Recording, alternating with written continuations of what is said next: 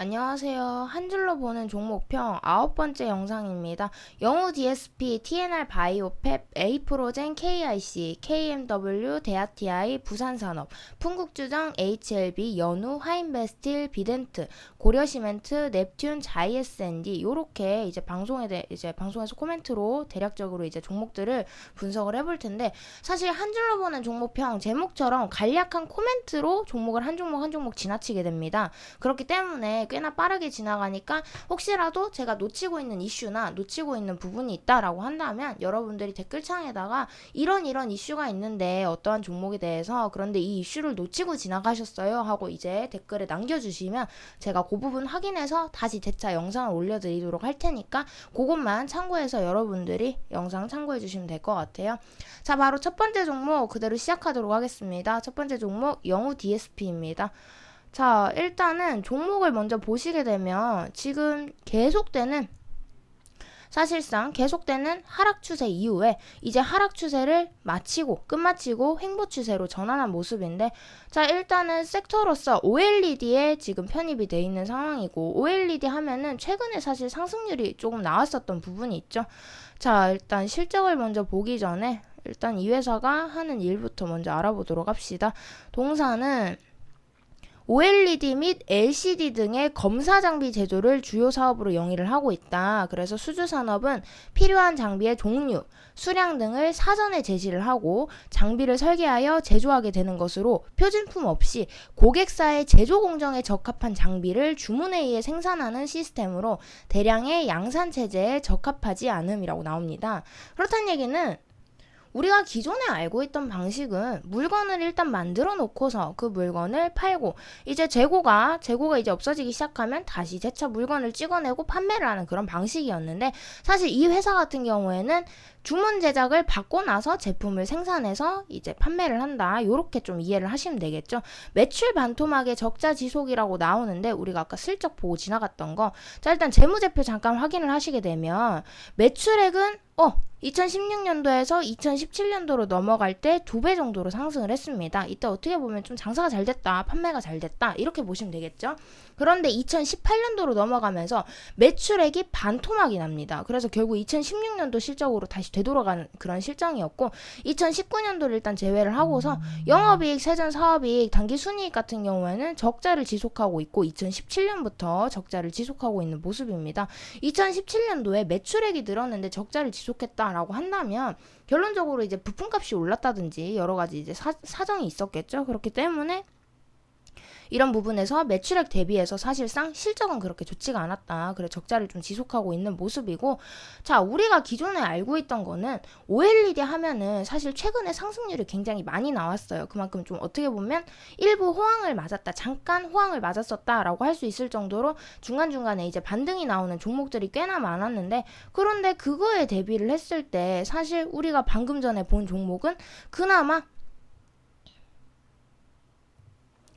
하락 추세에서 그냥 어떻게 횡보 추세로 그대로 바꿔서 전환을 하고 있는 것이다. 근데 여러분들이 알고 계셔야 되는 게, 일단 하락 추세에서는 제가 무조건 매매를 하지 말아라고 했어요. 왜냐하면 계단식으로 특히나 하락할 경우에는 이 하락의 이제 마지노선이 어디까지일지 모르기 때문에 결국에 여기에서 잠깐 반짝 상승했을 때 여기서 마무리 되겠지, 또 이렇게 하락하다 반짝 상승하고 이래서 계단식 하락으로 진행이 될 때는 사실 중간에 반등이 나와도 재차 그 흐름이 꺾이면서 결국 이 하락 추세를 유지할 가능성이 높기 때문에 일단 저점을 확인할 수 없으니 일단 시간이 더 이상 지나가기 전에 매도를 해라. 그런데 그 이후에 이제 점점 지나가면서 횡보 추세로 전환이 됩니다. 사실 빠질 만큼 어느 정도 빠졌다라고 보시면 되겠죠. 그러면 빠질 만큼 빠진 상황에서 이슈가 있어야 되는가? 재무제표 봤을 때 계속해서 적자를 지속하고 있고 매출액마저, 우리가 믿었던 매출액마저 사실상 반토막이 난 상황이고, 그럼 우리가 여기에서 기대를 해볼 수 있는 것은 이 회사가 특정한 이제 기술 계약을 했든가 아니면 판매 계약을 맺었는가, 그런 이슈가 있었는가. 자, 일단은 2019년 11월 13일자로 영우 DSP 수주 공시 디스플레이 장비 39.1억 원, 이제 40억 규모의 디스플레이 장비 공급 계약 체결이라는 내용이 있습니다. 그래서 매출액 대비를 해서 2.6%에 해당을 한다라는 이런 기사 내용이 있는데, 사실상 이런 바닥권을 전전을 하고 있고 지금 일시적으로 이렇게 해서 디스플레이 장비 어떻게 공급 공급 계약을 체결했다라는 이슈가 있어도 사실 그거에 대비를 해서 그럼 우리가 주가가 좀 변동성이 있었는가? 사실 이런 이슈 내용이 나왔는데도 주가가 그렇게 큰 변동성은 없었던 모습이죠.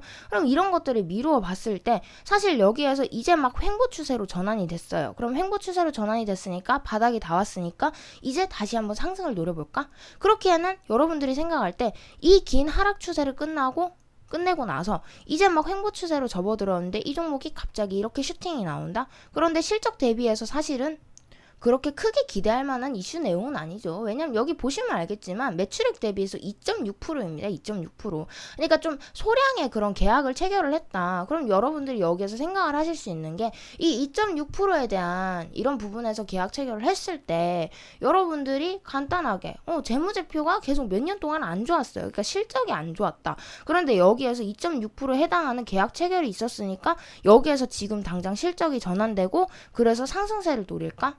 여러분들이 생각할 때는 이 실적이 사실은 예를 들어 뭐 20% 매출액이 20% 이런 큰 실적이라면 모르겠지만 그런 큰 이제 매출 계약이라면 모르겠지만 사실상 그런 거에 대비해서는 계약 체결을 했지만 그렇게 실적에 이제 좀 미달하는 그런 내용인 만큼 여러분들이 여기서 생각을 했을 때 그냥 간단하게 생각을 하시면 될 것 같아요. 이 실적을 사실상 이 실적이 다시 전환되지 않는 이상은 이런 이제 호재거리가 나오고 혹은 이제 공급 계약을 체결을 했는데 이 공급 계약에 대한 체결이 사실은 뭐 예를 들어 뭐 매출액의 20% 아니면 이제 단가를 좀 낮춰서 어떻게라도 좀 싸게 팔아서 마진을 많이 남기는 방법으로 어떻게든 이 지금 악화된 재무제표 그래서 실적을 전환시키지 않는다면 여기에서 얼마 동안 횡보를 지속할지는 미지수라는 거죠. 이 긴 횡보를 끝내고 이제 막 바닥권에서 놀고 있다라고 생각을 할 수 있지만 이 상황에서 만약에 내년에도 분기별로 우리가 이제 재무제표를 확인을 했는데 분기별로 재무제표를 확인을 했는데 사실상 실적이 우리가 또 기대했던 거에 또 못 미쳐요. 그렇다면 이것은 또한 악재로 작용을 해서 사실상 여기에서 추가적으로 더 하락이 나올 수도 있다. 요렇게 여러분들이 생각을 하고 사실 이런 종목들은 오래 기다려야 되고 오래 기다려서도 사실은 실적이 이 회사가 정말 좋아질지 아니면 실적이 계속해서 나빠져서 회사가 정말 유지를 할 수 없는 상장을 유지를 할 수가 없는 그런 상황이 이제 도래를 할지 그런 것들은 미지수이기 때문에 여러분들이 단순히 이런 지금 계속해서 횡보의 흐름을 지속을 하고 있고 여기에서 여러분들이 단순히 그냥 바닥권이라고 접근을 하게 된다면 결국에는 이 횡보 추세가 언제 끝날지 모른다는 거죠.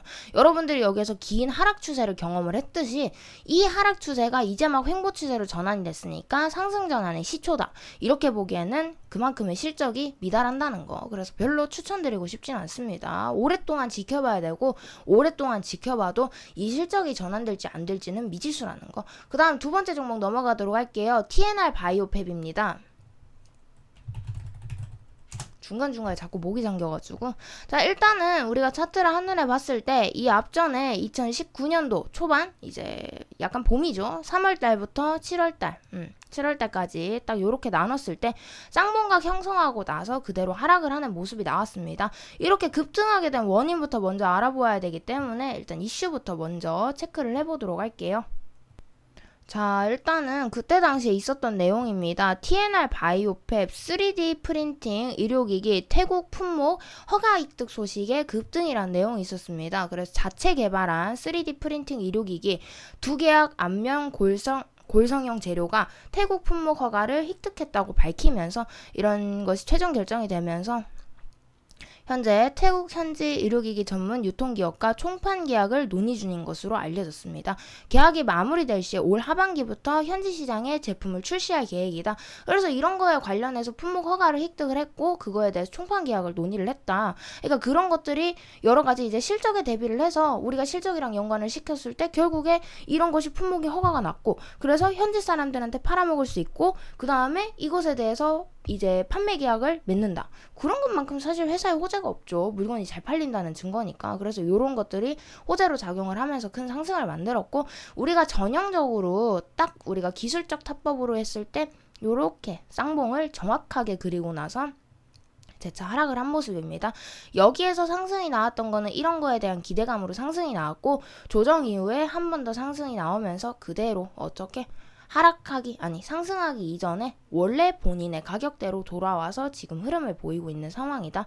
원래 제가 항상 얘기를 하지만 이런 큰 이슈들 이후에 사실상 어느 정도 상승을 보인 이후에 그런 거에 대한 기대감이 조금씩 소멸이 되기 시작하면 다시 주가는 본인의 위치에서 움직이기 마련입니다. 그래서 이렇게 하락이 나온 모습이고, 왜 급락했냐고 묻는다면 조금 이제 문제가 있는 부분이겠죠. 주가가 상승을 하면 하락을 하는 것은 당연한 이치고, 그런데 그 하락 퍼센트는 사실상 이 회사가 보여줬던 실적이라든지 이런 내용들에 대비를 해서 회사가 일정 주가를 유지할 만 하겠다라는 이제 그런 위치에서 사실상 머무른다라고 보시면 될 것 같아요. 그래서 상승을 하고 나서 하락을 했는데 그 위치가 지금 사실 상승 이전에 위치로 돌아온 것을 보면은 회사의 적정 주가는 여기가 알맞다라고 결정을 한 거라고 보면 되겠죠. 뭐 그래서 사실상 주가가 하락을 내렸고, 그러면 이런 이슈 이후에 특별한 이슈가 있는가? 자, 일단 확인을 해보도록 합시다. 자, 일단 최근의 이슈로는 11월 5일자로 나온 이슈가 있습니다. 폐암, 오가노이드 활용 기대감의 강세라는 내용이 있고, 세계 최초로 폐암 오가노이드 개발에 성공한 장세진 서울 아산병원 병리과 교수는 오가노이드가 신약 개발 효율을 높이고 실험동물 사용으로 인한 윤리적 부담을 덜어줄 것이라며 폐암 오가노이드를 활용하면 환자 맞춤형 치료제를 찾을 수 있다라고 밝히면서 사실상 중간에 이제 조금의 상승이 나왔다. 그래서 이제 뭐 요런 부분들을 사실 확인을 했을 때는 계속해서 지금 이슈가 이제 반복적인 이슈가 아닌 계속해서 다른 이슈가 출현을 하면서 사실상 회사에서 뭔가 열심히 일을 하고 있다. 그래서 지금 보시면 주가가 하방한 이후에 한 번, 두 번, 세 번, 네 번 저점이 조금씩 높아지고 있죠. 이것은 무엇을 의미하는가? 회사에서 그만큼 이슈를 하나씩 새로운 것들을 선보이면서, 그러니까 사실상 주가가 그거에 맞춰 선방을 하고 있는 모습이다. 그렇다고 여러분들이 이 앞전에 있었던 이런 흐름처럼 큰 흐름을 기대하기보다는 여기에서 일단 저점이 점점 높아지고 있는 실정이기 때문에, 만약에 이 고가권에서 물리신 분들이라면 여기에서 지금 이미 대응이 힘들어요. 사실은 반토막 이상 났기 때문에. 그렇지만 만약에 저가권에 여기 근방에서 다시 반등할 거야 라고 만약에 여기서 매수를 하셨다라고 하시는 분들이라면, 지금 계속해서 회사에서 무엇인가 개발을 해서 계속해서 내보내고 있는 이슈를 내보내고 이제 이런 것들에 대한 호응을 지켜보고 있는 상황이기 때문에, 여러분들이 여기에서 일단은 회사가 조금이라도 실적이 좋아지든가 이런 것들을 기대를 해보면서 조금 주가가 상방을 하는 것을 노려볼 수 있다. 그렇지만 일단 120선을 여기에서 한번 뚫지 못한 모습이 있기 때문에 현재 보시면 120선에서 그대로 막혀서 하락을 한 모습이 있죠. 그래서 사실 이런 부분에서는 일단 120선이 하방해서 주가와 이평선이 이렇게 접점이 나올 때까지, 요런 식의 흐름이 120선과 합쳐서 접점이 나올 때까지는 조금 더 기다려야 된다. 그리고 나서 이슈와 함께 슈팅이 나올 때 여러분들이 일정 부분 물량을 좀 정리를 하시는 것을 추천드리고 싶어요. 사실 뭐 이슈로서 따졌을 때는 계속해서 꾸준한 이제 새로운 이슈를 내보내고 있기 때문에 뭐 그런 부분에 대해서는 조금 기대를 해볼 수 있을 것 같긴 해요. 이제 주가적으로 봤을 때는. 그렇게 일단 여러분들이 생각을 하시면 될 것 같아요. 그 다음 종목 넘어가도록 하겠습니다. 에이프로젠 KIC.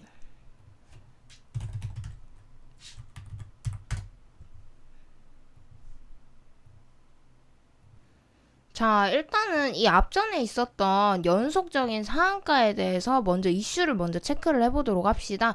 이때 당시에 있었던 이슈 내용으로는 최대 주주 변경 기대감 및 대규모 자금 조달 모멘텀 지속에 계속해서 상한가를 연출을 했던 모습이고, 우리가 시장에서 볼 때 한 번씩 이런 식의 이슈가 출현을 합니다. 최대 주주가 변경된다. 그런 거에 대해서 이제 자금 조달을 하고 회사를 어떻게 성장하고 어떻게 회사를 이끌어 나갈 예정이다. 이런 식의 기사가 나오면서 종목이 이제 상방하는 모습을 우리가 좀 간간히 보곤 하는데, 사실 이런 이슈들은 망해가는 회사 혹은 잘 되던 회사라도 이제 그런 거에 대해서 앞으로 추가적으로 잘 되겠지, 아니면 망해가는 회사에는 이런 것들이 사실 호재로 작용을 하면서 앞으로 이제 회사가 좀 더 살아나겠지, 이런 생각에 이런 모멘텀이 지속된다라고 보시면 될 것 같고, 일단 그 이후에 이제 일정 부분 기대감이 소화가 되기 시작하면서 사실은 최대주주 변경이 여기서 일어났겠죠. 그 이후에 이제 주가가 한동안 횡보하다가 그대로 지키지 못하고 한 번, 두 번, 세 번 이런 식으로 낙폭을 지속하면서 지금 다시 어디로 돌아왔죠? 상승하기 전에 이전 가격대로 돌아와서 지금 횡보를 하고 있는 모습이죠. 여태까지 제가 보여드렸던 차트의 패턴을 여러분들이 전체적으로 보신다면 아마 이 부분을 캐치를 하실 거예요. 상승하고 나서 상승 이전의 가격대, 상승 이후에 조정이 나오고 나서 하락할 거 하고 나서 가격대가 사실은 상승하기 전의 가격대랑 비슷하게 맞물린다. 그러니까 회사의 대한 주가의 위치가 사실은 여기에 걸맞더라 라고 입장을 이제 정리를 했다라고 보시면 될 것 같죠. 그래서 사실은 이런 패턴을 여러분들이 인지를 하고 계시면 굳이 여러분들이 이런 부분에서 어디까지 하락을 할까라고 만약에 이제 선을 잡는다면 이전에 상승하기 이전의 가격대를 보면 어느 정도 이 종목이 어디까지 하락을 하겠구나, 어디에서 조정이 나오고 어디에서 이제 지지가 나오겠구나 라는 것을 대충 인지를 할 수가 있다는 거죠. 그리고 사실 섹터로서는 원자력 발전 쪽으로 들어가긴 하는데 한 번씩 이제 원자력에 관련해서는 이슈가 나오기는 합니다. 원자력 관련해서 이슈가 나오고 이제 상방이 나오게 되면 한 번씩 큰 슈팅을 보이는 그런 부분들이 있긴 한데 사실 일단 현재 이슈를 다 소화하고 난 뒤로 그렇게 큰 실적을 보여주지 않았으니까 결국에 회사의 주가가 이렇게 하락을 했겠죠. 아니면 중간에 특별한 안 좋은 악재거리가 있었던지. 일단 재무제표 짧게 짚고 넘어가도록 할게요. 매출액 2016년도에서 2017년도, 2018년도 보시면 매출액이 그냥 다 고만고만한 수준이죠. 그렇게 늘지도 그렇게 줄지도 않은 모습입니다. 그런데 영업이익이 계속해서 감소. 그리고 세전사업이익도 계속해서 감소하다가 어떻게? 적자로 전환을 했던 모습입니다. 단기순이익도 계속해서 감소를 해서 2018년도에는 적자를 유지하고 올연에 사실상 흑자로 전환한 모습이 있기 때문에 이런 부분이 일정 부분 호재로 작용이 될 수는 있으나 사실은 매출액이라든지 이런 부분에 대해서 그렇다고 크게 실적이 좋아졌다라고 볼 수는 없기 때문에 여러분들이 그런 부분에 감소를 한다면 이제 그런 부분을 좀 적용을 한다면 여기에서 주가가 좀 많이 상방을 한다라고 기대를 하기에는 조금 무리가 있을 수도 있다는 거. 그래서 이런 부분들을 좀 총종합해서 여러분들이 이제 생각을 하게 된다면 제가 개인적으로 생각을 할 수 있는 것은 원자력이라는 것이 한 번씩 이제 정부에서 어떤 거에 대한 수혜를 주겠다, 특혜를 주겠다, 혹은 이런 기술 개발을 어떻게 좀 도와주겠다라는 내용이 있어서 이제 한 번씩 주가가 큰 상승을 하게 되는 그런 메리트가 있는데 사실 그런 것을 정부가 언제 발표를 할지 모르죠. 그리고 원자력의 미래가 어떻게 될지 뭐 그런 거에 대해서 여러분들이 논해보지 않는 이상은 사실 그런 부분을 제외하고 주가로서의 지금 당장 메리트는 없다는 거. 그래서 그냥 말 그대로 이슈에 의해서 움직이는 종목들은 사실 이슈가 없을 때는 그냥 종목들이 계속해서 하락을 하고 사실은 별로 볼품없는 이런 계속되는 흐름을 보이게 된다는 거. 그래서 결국에 주가가 상승 전의 위치로 다시 돌아와서 횡보를 하고 있고 이 횡보 시세가 언제 마감이 될지 모르고 여기에서는 사실 이런 거에 대한 수혜 때문이 아니고 이때 당시에 최대주주 변경이라는 그런 이제 큰 이슈가 있었다라는 거. 그래서 실적도 사실 고만고만한데 2018년도 같은 경우에는 이제 다시 적자로 전환했다가 올연에 흑자로 전환을 한 상황이기 때문에 앞으로의 실적을 조금 더 기대는 해봐야 되겠지만 이제 주가로서 그리고 상승 가능성 지금 당장 막 슈팅이 나오고 이슈빨 받고 이러기에는 사실은 그냥 정부에서 어떤 발언을 해주기를 기다리는 게 더 빠를 수도 있다. 그래서 생각보다 오랜 시간을 여기에 투자를 해야 될 가능성이 있다. 요렇게 해석을 하시면 될 것 같습니다. 그래서 뭐 저는 개인적으로 이런 종목이 정말 여러분들이 노리고 싶다면 어떠한 이슈가 나왔을 때 그거랑 같이 그 이슈랑 같이 공략을 하는 게 맞다라고 생각을 하고 그런 이슈가 없을 때는 그냥 여러분들이 이런 흐름이 언제까지 지속이 될지 모르기 때문에 그런 부분의 불확실성 때문에 사실은 1년 뒤에 상승을 할지 2년 뒤에 상승을 할지 아니면 당장 6개월 뒤에 상승을 할지 아무도 모르는 문제이기 때문에 그런 부분에 대해서는 제가 개인적으로 이슈와 함께 매매를 하는 것이 더 안정적이다 라고 말씀을 드리고 싶어요. 차트로서도 볼 거 없고 재무제표로서도 볼 거 없었습니다. 자, 그 다음 종목 KMW입니다. 일단 KMW 같은 경우에는 2019년도를 입성하자마자부터 급등이 나오면서 지속적인 꾸준한 성장세를 보였었는데 이 이유에 대해서는 이렇게 참고하시면 될 것 같습니다. 5G 관련 테마주로 구분이 되면서 중국의 5G 투자 본격화에 따른 수혜간 기대감의 상승이라는 내용도 있었고 5G가 이제 올연에 사실은 그런 부분에서 굉장히 통신 장비나 5G 관련해서 굉장한 급등세가 많이 출현을 했습니다. 그만큼 그만큼 기대를 많이 받기도 했고 이슈가 많기도 했고 앞으로 향후 발전되고 그 다음에 이제 판매라든지 이런 것들이 본격화가 되면서 사실은 그런 거에 대한 기대감으로 좀 선반영하고 그리고 그런 부분에 대해서 실적에 대한 그런 기대감이 높아지면서 이런 큰 상승이 나왔다라고 보시면 될 것 같은데 여러분들이 생각할 땐 그런 생각이 들 수도 있어요. 처음에 종목이 상승하기 시작한 시점부터 계속해서 봤을 때 여기에서 조금씩 주가가 움직이네? 뭐 일단은 요 정도 지켜봐야지. 움직이네? 그러다가 나중에 어디에서 매수를 하게 된다? 이 지점에서 꼭대기에서 매수를 하시는 분들이 많다라고 제가 이제 말씀드리고 싶어요. 그래서 사실은 이런 경우에 여러분들이 자 보시면 주가가 계속해서 상방을 하고 그런 기대치를 받으면서 주가가 상방을 하게 되니까 차트 모양이 어떻게 되죠? 5일선, 11선, 21선, 61선, 120선이 정배열로 하단으로 나란히 예쁘게 놓여져 있어요. 그래서 차트 보면 얼마나 기가 막혀요. 그리고 나서 여기에서 추가적인 고점이 나와야 되는데 여기에서 최고점 딱 찍자마자 추가적인 고점 없이 그대로 흘러내려 버립니다. 그런데 우리가 여기에서 눈치채야 될 거 20선에서 여태까지 흐름을 깨지 않고서 지지했는데 여기에서 20선을 꺾어지는 흐름이 출현을 합니다. 그럼 이것은 무엇이다? 1차적인 매도. 왜? 그동안 상승세에 대비를 해서 이 종목이 이제 일정 부분 조정에 들어간다 라고 생각을 하시면 되겠죠. 그런데 여기에서 조정이 들어가는데 내가 못 팔고 버팅겼더니 어디까지 하락을 했다? 60선까지 하락을 했다. 여기에서 양봉보에서 조금 버팅겨 봤는데 다음날 장대음봉으로 밀어내린다? 여기 어떻게 해야 되죠? 무조건 2차적으로 매도 신호라고 해석을 하고 그대로 매도를 하셨어야 돼요. 왜냐면 아까 제가 계속해서 차트를 보여드렸죠. 결국에 이런 종목들이 큰 상승 이후에 결국에 이 종목의 도착지는 어디였어요? 도착지는 어디였을까요, 여러분들? 결국에 이 상승하기 이전의 가격대로 돌아갈 가능성도 염두에 두어야 된다.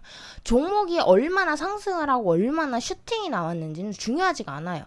그 이슈에 대한 기대감 그리고 그 이슈에 대한 이제 실적이라든지 메리트가 얼마나 살아있고 그것들이 얼마나 실적을 냈는가 이런 것들이 중요한데 사실은 만약 그런 부분에 대해서 실적을 마땅히 내지 못했다던가 기대감에 대비해서 얘네 별거 없었네 라는 그런 멘트 하나만 주어져도 사실은 종목이 급락하게 딱 좋은 위치에 있죠. 그렇기 때문에 이런 부분에서 마지노선 120선까지 꺾어서 내려갑니다. 그래서 사실은 여러분들이 정말 안전하게 생각을 한다면 뭐 종목의 지지고 이런 걸 떠나서 그냥 칼같이 여러분들이 정배열 꺾였다 20선에서 지지 깨졌네 일단 매도. 그런데 버팅겼다가 60선에서 지지 깨졌네 매도. 120선까지 꺾어졌다 그럼 여기에서 무조건 매도를 쳤어야 된다는 거죠. 그런데 여러분들이 여기에서 마저 조정을 바라고 있다. 여기에선 이제 더 이상 하단에 받쳐줄 만한 선이 없어요. 여러분들 60선 120선 20선 같은 경우가 있을 때는 이평선에서 일부 물량이 이제 매수 물량이 출현을 하면서 이제 조정 물량을 좀 받아들인다라는 개념이 있었다면 여기에서 계속해서 이렇게 하방을 하고 있고 사실 여기에서도 결국에 장대음봉이 출현하면서 120선을 꺾어내렸습니다. 그리고 나서 다시 한번 횡보의 흐름을 보이고 있죠. 근데 여러분들이 여기에서 만약에 추가적으로 낙폭이 나온다? 그렇죠. 여기 하단까지 지지해줄 만한 선이 있나요? 없죠. 그럼 여기에서 자칫해서 정말로 그대로 하방 나오게 될 경우에는 그대로 지지선 없이 어디까지 결국에 상승하기 시작했던 그 초반의 지점까지 다시 돌아갈 수 있다는 부분. 그래서 항상 여러분들이 어떠한 추세 매매나 종목에 대해서 매매를 할 때 이런 차트적인 부분도 감안을 하셔서 20선, 60선, 120선 그리고 이슈가 소멸이 됐는지 그런 기대감이 일정 부분 소화가 됐는지 이런 것들 꼭 체크를 하시면서 여러분들이 칼같이 종목을 잘라낼 줄도 알아야 된다는 거. 그래서 여러분들에게 제가 드리고 싶은 말씀은 저 같으면 정말 칼같은 매매를 하기 위해서 정말 20선, 60선, 120선까지 꺾어진 이 지점에서 물론 내가 손해를 얼마를 봤던지를 떠나서 이렇게 하락할 가능성을 염두에 두고 있잖아요. 한쪽에 마음 한켠에 이게 하락할 수도 있겠다. 그럼 낙폭이 나올 때 지지를 해줄 만한 지지선이 없다라는 생각이 든 순간 저는 그냥 칼같이 매도를 해서 정리를 할 것 같아요. 여러분들. 왜냐면 시간을 끌어서 물론 이 종목이 상방을 하고 이슈가 채차 나오고 그런 기대감을 받으면서 상승이 일정 부분 나올 수도 있지만 사실은 그런 거에 대한 기대감보다 당장 지금 현재 펼쳐진 이런 눈앞의 이슈라든지 눈앞의 차트 상황에 대해서는 사실은 상승보다는 하락을 하게 될 가능성이 더 높기 때문에 그래서 그리고 이 하락이 나올 때 지지를 해줄 만한 지지선이 밑에 아무것도 없어요. 그럼 어디까지? 잘못하면 정말 상승하기 시작했던, 만약 이게 거품이라고 친다면, 거품이라고 따진다면 지금 벌써 거의 절반이, 거의 3분의 1이 넘는 가격대가 하락을 했어요. 여러분들이 여기까지 상승을 했을 때 3분의 1이 하락하겠어? 여기 3분의 2이 하락하면 이제 이 마지노선까지, 이 원래 본인의 가격까지 하락하는 거는 일도 아니라는 거죠. 그래서 그렇게 여러분들이 알고 지나가시면 될 것 같습니다. 저는 개인적으로 만약에 제가 이 종목을 보유를 하고 있다면 일단 칼같이 매도를 해서 지금 남은 원금이라도 먼저 챙겨놓고 다른 종목을 바라볼 것 같아요. 자, 그 다음 종목 넘어가도록 하겠습니다. 대하TI.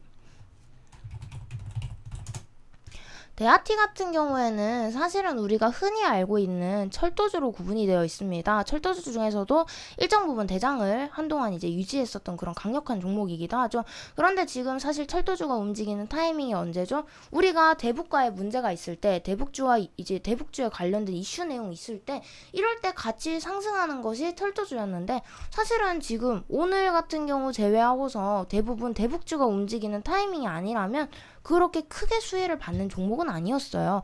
그렇지만 제가 항상 대북주에 관련해서 코멘트를 드리고 있는 부분은 일단 올해 연말까지, 그리고 내년 초반기까지는 사실은 흐름을 좀 더 지켜봐라. 아직까지는 이제 대북에 관련된 문제들이, 그리고 북미에 관련된 문제들이 얼마나 어떻게 더 진행이 될지 모르는 부분이 있기 때문에 조금 더 들고 가면서 우리가 흐름을 지켜보고 매매를 해보자라고 제가 얘기를 했었습니다. 그렇기 때문에 이런 부분은 사실상 우리가 그냥 연말까지 좀 편안한 관점으로 바라보면 된다라고 하시면 될 것 같고, 그렇다고 연말에 가서 좋은 이슈가 나올지 나쁜 이슈가 나올지는 모르죠. 여태까지 항상 그랬듯이 일정 다 잡아놓고서도 나 그 일정 안 할래, 나 내 맘대로 할래, 이런 식으로 이제 말을 이제 바꿔서 약간 약속을 많이 깨기도 했던 만큼 사실은 그때 가서도 어떠한 이슈가 튀어나올지 모르기 때문에 여러분들이 혹시라도 여기에 비중을 올인을 하셨다, 아니면 내가 비중을 좀 많이 들어갔다 하시는 분들이라면 일단 비중을 털어내고 내가 편한 마음으로 내년 초까지 바라볼 수 있을 정도로 비중을 유지하면서 종목의 흐름을 지켜보시는 걸 권장드리고 싶어요. 자, 그 다음 종목 넘어가도록 하겠습니다. 부산산업. 뭐 이런 이슈에 대비한 종목들은 사실 차트로서나 그런 부분에 대해서 사실 크게 언급을 드릴 부분이 없기 때문에, 그런 부분에서는 사실 여러분들에게 제가 어디에서 정확하게 매도를 해라, 어디에서 정확하게 지지를 이제 받는 거를 기다려라, 이렇게 얘기하기보다는 그냥 여러분들이 말 그대로 이슈 따라가는 종목이다. 그래서 최소한의 지지선까지는 확인을 하겠지만 정확하게 이 종목이 만약에 나중에 가서 어떠한 이슈로 변환이 될지 모르기 때문에, 변동성이 크게 나올지 모르기 때문에 그런 부분에서는 정말 상단선과 하단선을 잡기가 조금 애매한 부분이 있죠.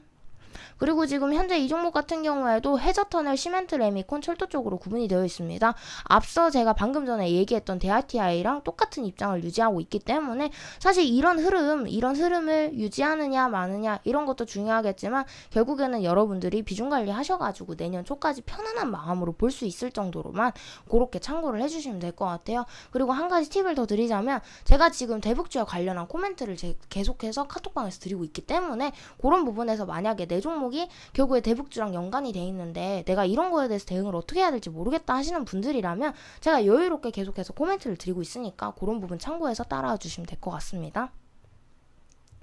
자, 그 다음 종목 풍국주당입니다. 자, 이거 같은 경우는 우리가 유명하게 알고 있는 주류 쪽에 속해 있죠. 주류 쪽에 속해 있고, 사실 풍국주정 같은 경우에는 여름에 좀 많이 상승을 하는 부분들도 있어요. 여름에는 이제 사람들이 술이라든지 밖에 나가서 많이 놀고 맥주도 한잔하고 이런 부분들이 있기 때문에 여름에 조금 변동성이 심한 부분도 있다라는 거 참고해 주시면 될 것 같고, 2019년도에 이렇게 상승을 했었는데 사실 제가 풍국주정을 제가 이전에 영상으로 한번 다뤄드린 적이 있는 것 같아요. 그렇지만 일단은 제가 확인을 할 길이 없기 때문에 그대로 방송 진행하도록 하겠습니다. 자, 일단은 여기 보시면은 한눈에 보기에도 여기에 큰 흐름이, 상승 흐름이 이제 진행이 됐었던 부분이 있는데, 요때 당시의 이슈는 사실 이제 주류업으로 엮인 게 아니고 사실 수소차 관련으로 엮이면서 큰 급등이 나왔었습니다. 정부 수소차 국내 보급 목표 상향 및 수소차 지원 확대의 상승이라는 내용으로 요때 당시에 수소차라는 이런 이슈 때문에 큰 상승이 나왔었다. 그리고 조정이 나오고 나서 사실은 절반 정도 지점에서 계속해서 지금 지지를 하고 있는 모습이 있죠. 근데 제가 항상 코멘트를 드리는 부분은 수소차나 최근에 이제 언급이 되었었던 플라잉카 같은 그런 것처럼 이런 부분 수소차, 전기차, 플라잉카 이런 것들은 사실은 앞으로 향후 이제 발전 가능성, 기대 가능성, 그리고 이제 기대감, 그리고 정부에서 지원을 받을 가능성도 높죠. 그렇기 때문에 이런 것들에 대비한 이슈론적으로 따졌을 때는 여러분들이 일단 일정 부분 보유를 하면서 조금 더 흐름을 그리고 성장성을 좀 더 지켜보시는 걸 권장드리고 싶은데, 그렇지만 이 성장성을 무제한적으로 우리가 지켜볼 수는 없죠. 그렇기 때문에 하단선을 잡았을 때, 자, 지금 현재 위치가 이 부분입니다. 이 앞전의 저점의 위치와 지금 비슷한 형상을 띠고 있는데, 자, 그렇다면 여기에서 하락을 하고 나서 최저점인 부분, 최저점인 15,200원대, 15,200원대를 만약에 추가적으로 깨고 내려가는 흐름이 나온다면 일단 이 상승폭을 그대로 이제 반납을 하고 다시 스타트를 할 경우도 있기 때문에 여러분들이 굳이 낙폭을 키워가면서 보유를 할 필요는 없겠죠. 만약에 여기에서 이 15,200원 선을 추가적으로 지지를 하지 못하고 그대로 하방하는 모습이 있으면 일단 매도해서 남은 거 챙기고 그 다음에 나중에 이슈가 나왔을 때 새로 다시 노려보는 부분도 있기 때문에 그런 거 참고해 주시면 될 것 같습니다. 일단 지지선을 깨고 내려가면 무조건 일단은 여기에서 내가 손해를 받든지 아니면 이제 그냥 본전을 유지를 하던지 이후에 어찌 됐든 간에 내가 손해를 얼마를 보고 있어도 15,200원을 깨고 내려가면 이 하락폭을 감내를 해야 될 수 있다라는 그런 전제 하에 여러분들이 일단은 손절을 하시는 것을 권장드리고 싶어요. 자, 그 다음 종목 넘어가도록 하겠습니다. HLB 관련해서는 제가 사실은 코멘트도 많이 드렸고 영상도 여러 번이나 찍어 드렸습니다. 심지어 이제 지금 하는 한 줄로 보는 종목평, 여기에서도 제가 몇 번씩이나 언급을 드렸었던 부분이 있기 때문에 이전 영상 일단 먼저 참고를 해주시면 될 것 같아요.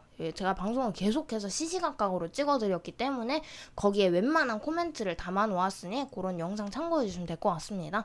자, 그 다음 종목 들어가 보도록 하겠습니다. 연우입니다.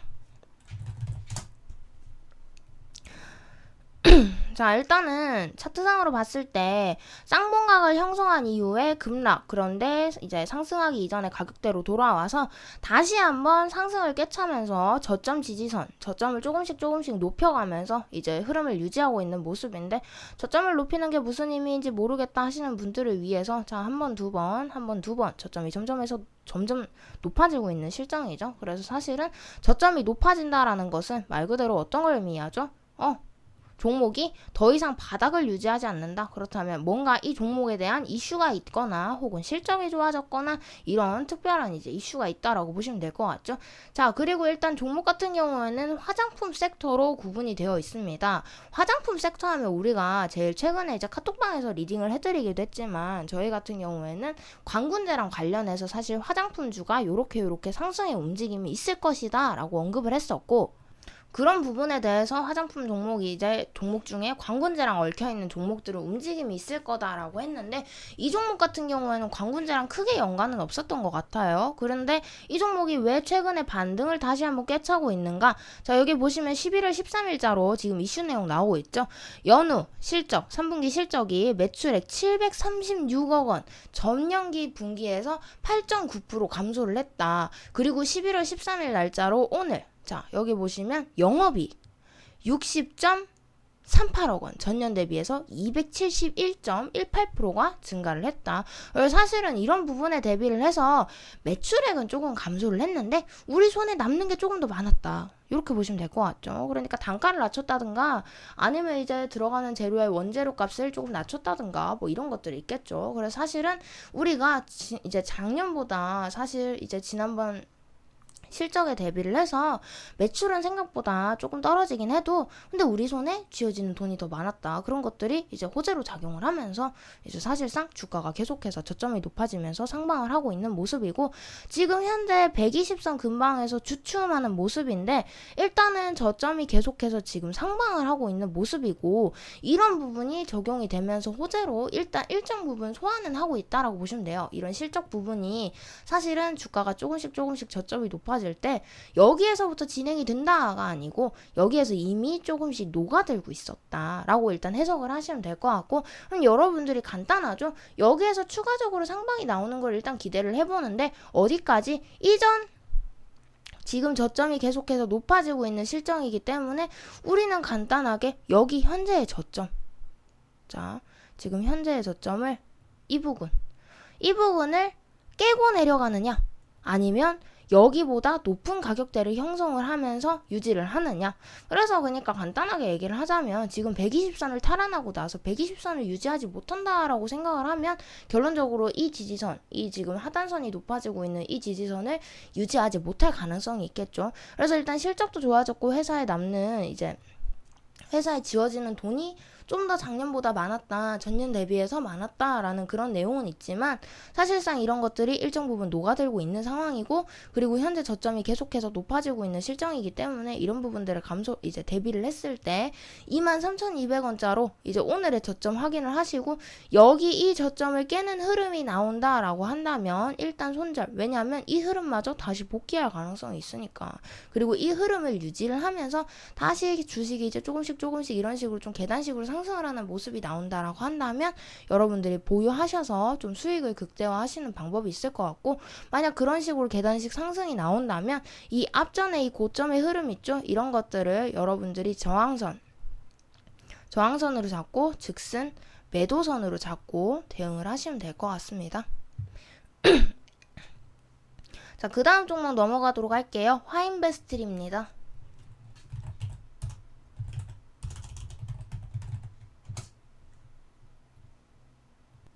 자, 일단 차트 보시면 2019년도, 그러니까 2018년도 후반부터 계속해서 지속적인 상승 이후에 일정 부분 조정 나오고 다시 한번 상승을 깨차고 있는 모습인데, 일단은 왜 이 종목이 상승을 했는가 이슈부터 먼저 체크를 하도록 합시다.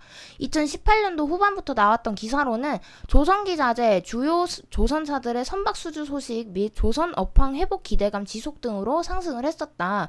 그리고 이제 매출액이 전년 대비해서 이렇게 늘었었다라는 내용이 있고, 그리고 여기 보시면 중간에 공매도 과열 종목으로 지정이 된 적도 있었고, 최근에 있었던 이슈 내용으로서는 뭐 요런 식의 삼성중공업, 유조선 수주 소식 등으로 상승, 그리고 LNG 추진선 발주로 인한 조선업종 이익 개선 기대감 등의 상승을 했었다라는 내용이 있었습니다. 계속해서 이제 업황 실정이, 그러니까 이런 업황이 좀 이런 호재가 나올 정도로 좀 실적이 개선이 되고 이런 거에 대해서 부분적으로 반영이 되면서 사실은 종목이 이렇게 상방을 하고 있는 모습이다.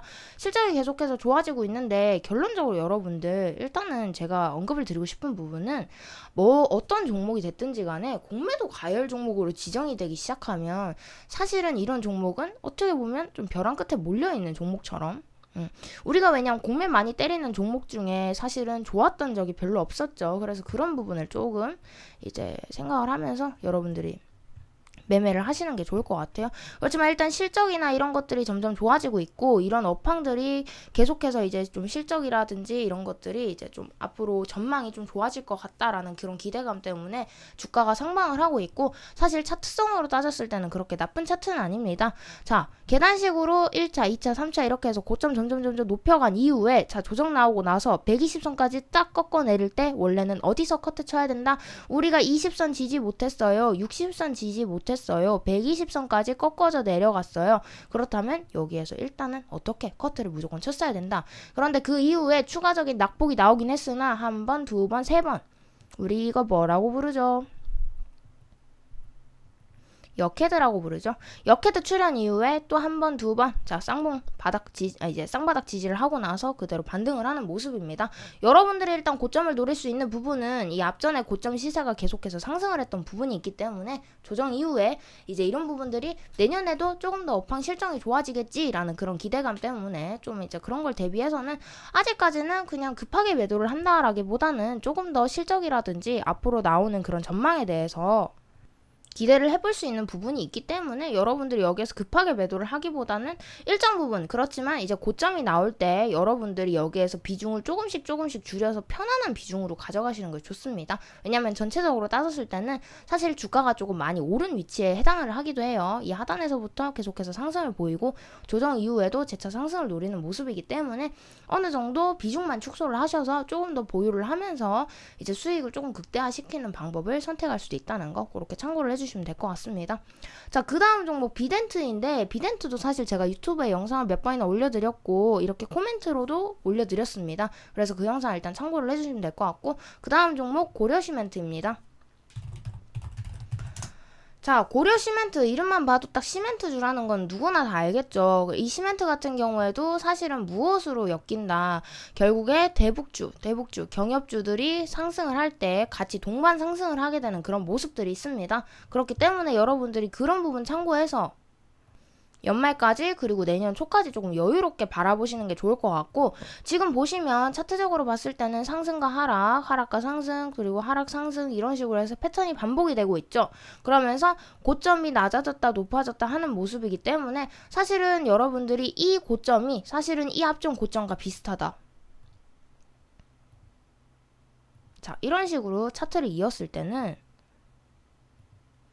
자, 이렇게 차트를 이었을 때는, 자, 이렇게 튀어나가는 구간에서 계속해서 음봉이 출현하면서 종목이 이제 꼬꾸라지는 모습이 있죠. 그러면 우리가 이 정도 고점이 출현을 하면 대체적으로 종목이 다시 재차 하방을 하는구나 라고 생각을 하고, 그럼 이 구간에서 추가적인 슈팅이 나오면 우리는 어떤 방법을 선택을 해야 될까요? 여기에서 당연히 이렇게 음봉권 출현하면서 그날 고점에서 일단 물량을 털고서 우리가 그 다음에 하락 지켜본 다음에 다시 한번 매매를 꿰차는 방법이 있겠죠. 그리고 만약 여기에서 이 고점에서 그대로 무너져 내린다 라고 한다면, 지금 하단에 보시면 하단선 제가 그려놨죠? 하단선 어디에 그려놨나요? 1차적인 하단선 그리고 2차적인 하단선. 그럼 여기에서 추가적으로 상방한다 라고 한다면 이 고점에서 일정 부분 물량, 일정 부분이 아니죠. 전량 일단은 매도를 해서 수익권 챙기고, 그 다음에 여기에서 재차 여기에서 점점점 꺾어진다. 그런데 여기 그리고 여기 딱 절반 지점이죠. 이 절반 지점까지 하락을 했는데 만약에 여기에서 마저 지지를 하지 못한다라고 한다면 여기까지 하방을 해야 되기 때문에 여기에서 추가적으로 이 상단선을 뚫는지 안 뚫는지, 거래량이 붙는지 안 붙는지 지켜보시고 여러분들이 상방을 하겠다 아니면 여기에서 일단 재차 하방이 나오겠다라고 구분을 하시고 여러분들이 결정을 하시는 게 좋아요. 그래서 일단은 어느 정도 지금 고가권에 위치를 해 있기 때문에 여러분들이 여기에서는 그냥 하루하루 지켜보시고, 그리고 사실은 거래량이 많이 붙으면 붙을수록 좋습니다. 거래량이 붙으면 붙을수록 수급이 붙는다는 뜻이기 때문에 일단은 여러분들이 그런 부분 지켜보시고, 만약에 여기에서 거래량이 추가적으로 붙지 않고 점점 더 하락을 하는 모습이 나온다라고 한다면 일단은 상방보다는 다시 진짜 하방할 가능성이 높기 때문에 그런 거 참고하셔서 일단 손절선을 잡고 대응을 하시는 것이 좋아요. 손절선 같은 경우에는 지금 사실상 뭐 절반 시세 한 2,800원 정도로 잡아드리고 싶긴 한데, 정말 마지노선으로 2,800원까지 바라보고 웬만해서는 그냥 이 근방에서 거래량이 붙지 않는다 하거나 아니면 이 근방에서 일단 안전하게 매도를 하고 그 다음에 종목을 다시 재차 노리는 것도 괜찮은 방법일 수 있다는 거. 왜냐면 여기에서 추가적인 상방이 나올지 하방이 나올지는 지금 딱 갈림길에 서 있는데 여기에서 어떤 포지션을 취할지는 아직까지 확정이 되지 않았기 때문에 그런 부분 참고하셔가지고 여러분들이 종목을 처분을 하시던지 아니면 조금 지켜보다가 수익을 극대화 하시던지 하는 방법이 있을 수 있습니다. 근데 만약에 이 마지노선 2,800원 선까지 만약 깨고 내려간다면 재차 이 하반까지 내려갈 가능성이 있기 때문에, 그런 가능성이 높기 때문에 여러분들이 그런 거 주의하셔가지고 일정 부분 정리를 하셔야 된다는 거. 자, 그 다음 종목 넵튠입니다. 이러다 웬만한 종목은 제가 다 한번 훑어보게 생겼네요. 자, 일단은 이전에 상승 시세는 2017년도에 있었기 때문에 일단 패스하도록 하고, 2017년도 상승 쌍봉에 이제 고점을 찍은 이후로 주가가 계속해서 하방 그리고 다시 반등하다가 이제 이 상단선 저항선 뚫지 못한 채로 그대로 주가 하방하면서 저점을 계속해서 좀 갱신하려는 그런 모습입니다. 사실은 이런 종목 같은 경우에는 지금 게임주로 사실 구분이 되어 있는 상황인데, 게임주 같은 경우에는 가을이나 아니면 이제 여러분들이 이제 생각을 할 때 이런 게임주의 이슈는 딱 그 말 그대로 새로운 신규 게임이 나올 때, 요럴 때 반짝, 혹은 이제 어떤 특정한 종목이, 어떤 특정한 다른 회사가 이런 게임에 대해서 신규적으로 이렇게 이런 게임을 출시를 한다라는 내용이 없으면 사실은 움직이기 쉽지 않아요. 그나마 최근에 중국 이제 파노랑 관련해서 그런 문제로 이제 그런 이슈들로 사실은 엮이면서 이제 게임주들이 좀 대반 이제 상승을 했었던 그런 경우가 있었는데, 그 상승마저도 사실은 오래 가지 못했어요. 그 상승마저도 오래 가지 못하고 주가가 계속해서 지금 하방을 보이고 있는 실정이기 때문에 이런 거는 냉정하게 여러분 얘기할 수 있습니다. 냉정하게 그냥 얘기를 하자면 지금 현재 최저가 5,810원이라고 나오죠. 지금 맞나요? 5,810원. 5,810원이라고 나오는데 여기에서 지금 계속해서 지금 보시면 차트를 가까이서 보시면 하락으로 계속 진행이 되고 있는 모습이 있죠. 거기다가 계속되는 음봉이 출현하고 있습니다. 음봉이 3개 이상으로 펼쳐질 경우에 연속적으로 음봉이 3개 이상으로 이어질 경우에는 사실은 계속해서 음봉, 하락으로 진행될 가능성이 너무 높아요. 그래서 연속적인 음봉이 3개 이상이 나온다라고 한다면 일단 그 흐름에 대해서는 하락으로 전환이 되었다라고 생각을 하는 것이 좋고 지금 이런 실정에서는 사실상 이 최저가 깨고 내려가면 새로운 저점을 계속해서 이제 형성을 하면서 추가적인 하락이 나올 수 있기 때문에 여러분들이 그냥 간단하게 여기서 커트를 치셔도 되고 왜냐면 지금 나올 만한 이슈가 크게 없어요.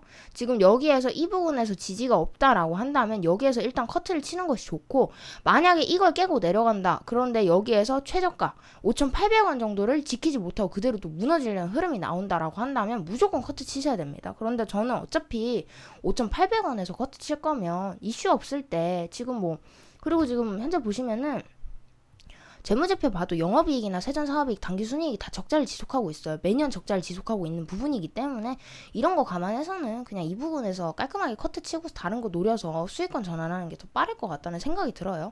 그래서 개인적인 생각으로서는 그냥 이 하단선까지 굳이 볼 거 없이 왜냐면 이 하단선까지 내려가면 또 결국에는 여기에서 마이너스 1,000원 가량 더 손실이 나는 거니까 그럴 바에는 그냥 여기에서 깔끔하게 커트를 치겠다라는 게 개인적인 의견입니다.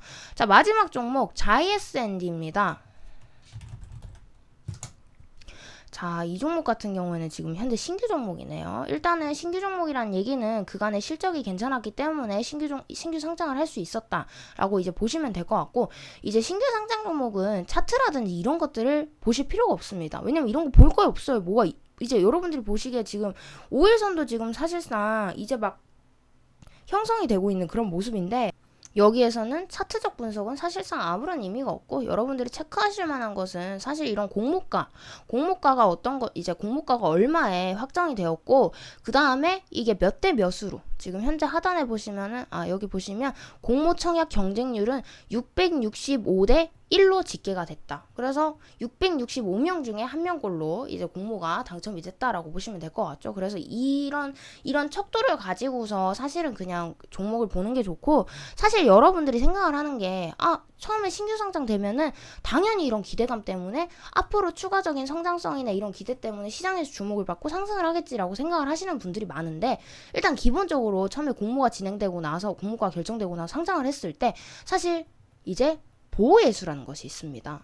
그러니까 예를 들어 이제 이 종목을 들고 있는데 딱 상장이 되자마자 대주주부터 막 팔아요. 일단은 막 종목이 오르니까 이런 수익을 일단 챙기고 보자 하고 팔아 제끼면은 이 종목이 이렇게 하락하게 되겠죠. 그래서 그런 걸 방지하기 위해서 6개월에서 2년 정도까지는 이제 순차적으로 매도를 못하게 막아놓은 것이 있습니다. 그래서 억지로 보유를 해야 되는 그런 실정이 있기 때문에 사실 그런 부분을 따졌을 때는 우리가 시장에 통용되는 물량이 대체적으로 어느 정도가 되겠다라는 것을 가늠을 할 수가 있죠. 왜냐하면 기관이나 외인들은 매도를 하지 못하고 나머지 부분 이제 개인만이 매도를 하고 매수를 할 수 있는 부분이기 때문에 이런 부분에 대비를 해도 애초에 기관이나 외인이나 지금 이제 회사의 대주주들이 사실상 종목을 다 보유를 하고 있는데 누가 주가를 끌어올리고 어떻게 주가를 이제 끌어올릴 거예요. 그래서 그런 부분을 따졌을 때는 보통 이런 종목들은 기대감의 첫날 혹은 둘째 날까지 반짝 상승하고서 그대로 하방하게 되는 경우가 많다. 그리고 이 보호예수 기간이 끝나기 전까지는 사실상 종목이 한동안 횡보의 흐름을 지속을 할 수도 있고 심지어 지금 이 종목 같은 경우에는 지금 공모가가 5,200원으로 결정이 됐습니다. 5,200원으로 결정이 됐는데 아직까지 5,700원이죠. 그리고 공모가보다 높아요. 그래서 여기에서 추가적인 하방이 나올 수도 있다라는 거 그런 거 참고하면서 여러분들이 매매를 노려보시면 될 것 같고 이런 신규 상장주 모르고서 덤비면은 잘못하면 그냥 똥됩니다. 여러분들 그냥 단순히 신규 상장됐고 기대감이 있고 그래서 오른다라고 생각을 해서 여러분들이 그냥 아무런 생각 없이 매수하시는 분들이 간혹 계시는데 이런 부분에서 모르고 잘못 덤비면은 그대로 이렇게 물려서 오도 가도 못하는 그런 실정이 될 수 있다는 거. 그래서 만약에 여러분들이 그렇게 고가권에 매수를 하신 게 아니다라고 한다면 일단 팔아서 수익이라기엔 뭐하지만 여러분들이 남은 원금이라도 이제 지켜내는 게 좋을 것 같고 만약에 이런 종목에 대해서는 여러분들이 만약 그래도 매매를 하고 싶다 한다면 이 회사가 가지고 있는 메리트, 그러니까 이 회사가 가지고 있는 이제 예를 들어 어떤 뭐 제약회사면 제약에 관련해서 약에 관련해서 이런 것처럼 이런 것들을 구분을 하시고서 여러분들이 이 회사에 투자할 만한 가치가 있겠는가, 아니면 내가 이렇게 장기간 동안 투자할 필요가 없는가. 나는 단기 수익을 바라고 매매를 들어갔는데, 그런데 여기에서 이렇게 하락을 한다라고 한다면 여기에서 일단 깔끔하게 손절하고 여러분들 이제 다른 종목으로 수익권 노려보시는 게 좋습니다. 그렇게 해서 오늘 신규 상장주를 마지막으로 해서 한 줄로 보는 종목평 9번째 방송 마무리하도록 하겠습니다. 간략한 코멘트를 담았고 제 생각이 듬뿍 들어간 영상인 만큼 사실상 어떻게 보면은 여러분들이 생각할 때는 너무 냉정하게 얘기하는 거 아니야? 라고 생각을 할 수도 있는데, 사실 이런 부분에 대해서 여러분들 이제 제가 카톡방에서 드리는 멘트들이 있어요. 썩은 상처는, 계속해서 곪고 있는 상처는 떼어내야만 새살이 돋아납니다. 그 상처 떼어내는 그 상처의 그런 아픔이 너무 크다고 무서워서 그 곪는 상처를 방치하면 결국에는 더 크게 곪아버려요. 그래서 자를 수 있는 종목, 그리고 내가 생각해도 아니다, 아니면 나한테 너무 골칫거리다 하는 종목들은 깔끔하게 털어내고 새 출발하시는 것을 더 저는 좋다고 생각을 합니다. 그게 기회비용 측면에서도 더 좋기 때문에 저는 개인적으로 만약 여러분들이 이런 부분에서 손실이 너무 커서 금액이 너무 커서 라고 고민을 하시는 분들이 있다면 저는 냉정하게 그렇게 얘기를 말씀을 드리고 싶어요. 그리고 저도 주식을 하는 사람으로서 언제까지나 이게 언제 오를 거야 라는 그런 기대감으로 계속해서 이끌고 갈 수는 없는 부분이기 때문에, 만약에 내가 잘못된 매매 습관으로 잘못된 매매 패턴이나 방법으로 만약에 종목을 들어가서 지금이라도 이게 잘못됐다라는 걸 깨달았으면 그 부분을 깔끔하게 인정을 하고 도려낼 줄도 알아야 된다. 그래야 앞으로 나아갈 수 있다라고 저는 생각을 합니다.